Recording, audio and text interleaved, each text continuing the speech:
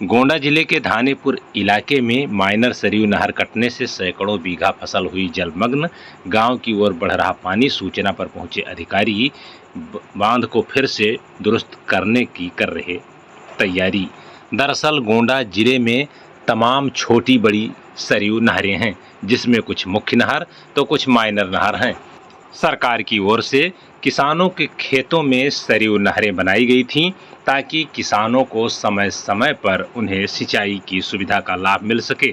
लेकिन करीब 80 के दशक में शुरू हुई यह परियोजनाओं कागजों में तो पूरी हो गई है, लेकिन अब भी धरातल पर तमाम नहरें अधूरी हैं, जिसका खामियाजा किसानों को भुगतना पड़ता है।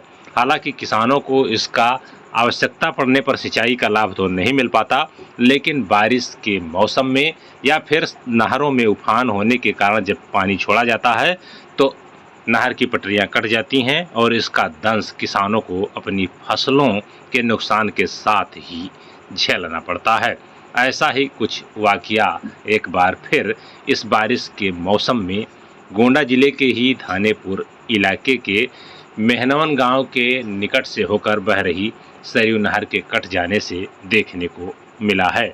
मेहनवन के रहने वाले बब्बन शर्मा के मुताबिक मेहनवन व पूरे पंडित वृंदावन गांव के बीच ही सरयू नहर आज दोपहर में कट गई, जिससे उनके मुताबिक सैकड़ों बीघा फसल जलमग्न हो गई हैं, जिसमें धान की फसलें डूब गई हैं, जबकि गन्ने की फसलों में भी जल भराव हो रहा है।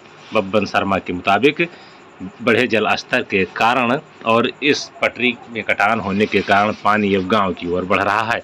ऐसे में लोगों की मुश्किलें बढ़ सकती हैं और पानी से गांव घिर जाएगा तो लोगों को निकलना दूभर हो जाएगा।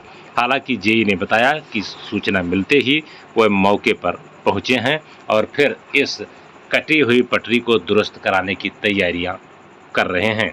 उन्होंने बताया कि ये पटरी स्वयं नहीं कटी थी, बल्कि गांव के लोगों की ओर से पटरी को काट करके उसमें पाइप डालने का प्रयास किया जा रहा था ताकि वो अपने खेत की सिंचाई कर सकें, लेकिन उनकी गलती की वजह से पटरी कट गई और फिर जब वो उसे नहीं रोक सके तो वहां से बगल हो गए और इसके बाद विभाग को सूचना दे दी गई है। जेई ने कहा कि फिलहाल इस कटी हुई पटरी को तो दुरुस्त कराया जाएगा, लेकिन इस तरीके से हरकत करने वाले किसानों के खिलाफ भी अब कार्रवाई होगी।